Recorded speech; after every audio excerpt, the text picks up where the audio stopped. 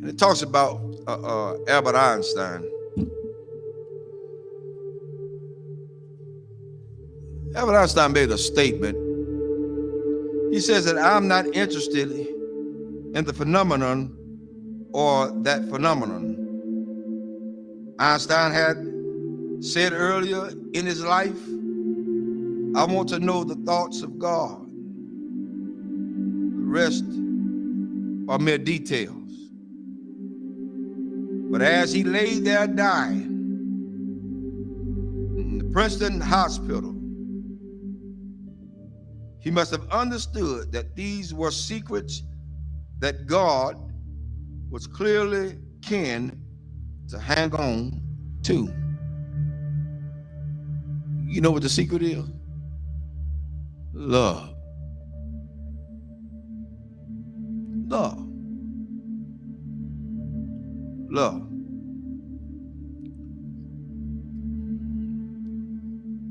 I'm going to share something tonight with everybody, and hopefully it'll hit close to home. To understand the mind of God is to understand the power of love. God is love. 1 John 4:8 says that God is love. Without love, there would be no forgiveness. Without love, there would be no structure. Without love, there would be no mercy.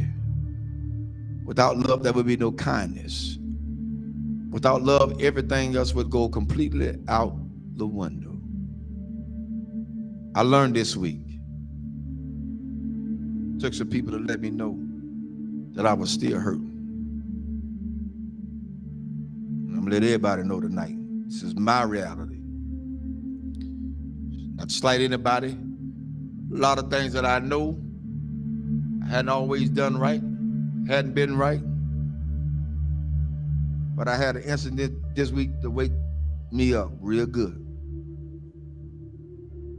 At certain points, we can give our children what we didn't have so much until we forget about teaching them structure. This week, I learned at some point you won't be respected.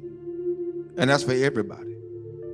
You're not going to be respected because they feel the way they feel. They're emotionalized. They're emotional creatures. Therefore, they don't know. But I did the one thing I thought that I would never do. Turn and walk. That's where I was. But I found out that I had a whole halo of hurt that I'd never been released from.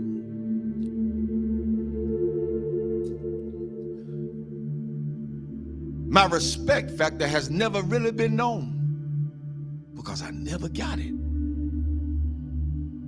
Never got it. People say they respect you. Say they love you.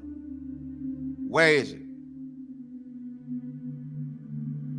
One of the things we got to realize is what we train our children to do, they're going to do it to the fullest extent. If you let them be into your business as adults,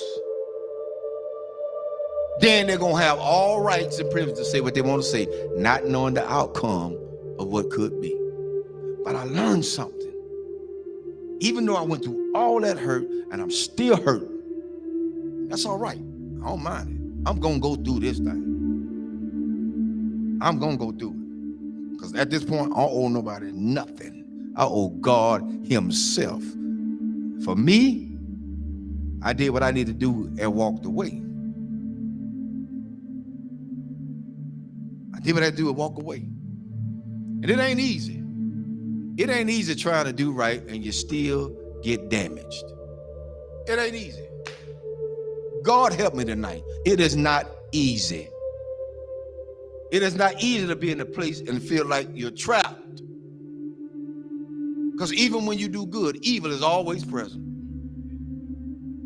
So you have to face the fact. That's why I said a lot of times, I've told people, and I still tell people today, don't hold me up as no God.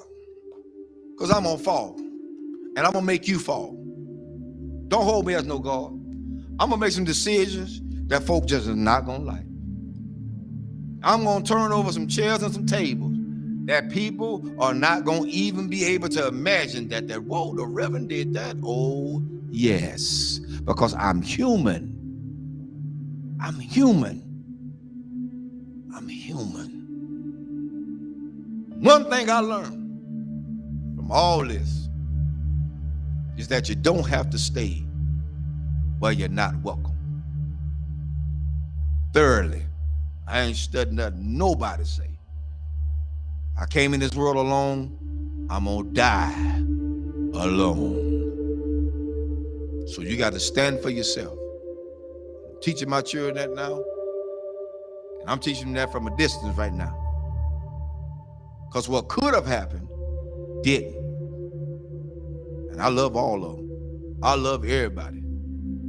I love everybody. But there comes a point in your life you got to let go. You got to let go. How long do you have to put up with a lot of stuff? You did your part. You did what you can do. Now it's time to let them go. A lot of parents out there suffering now, and I'm telling all parents out there now, you done did all you could with your child. They're in their adulthood. They think they know it all. They done seen the world. They got more sense than you. Let them go.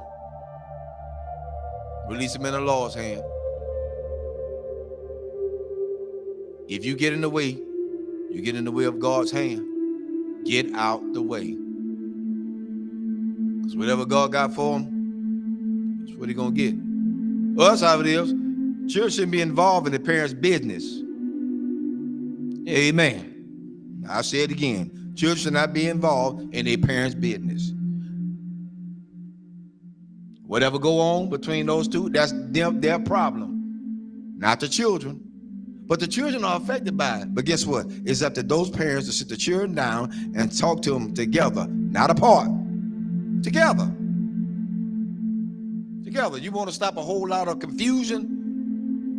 Talk about it together. You don't want to break down the communication? Talk about it together. At this point for me going forward, that's what we're going to do. And if they can't do that,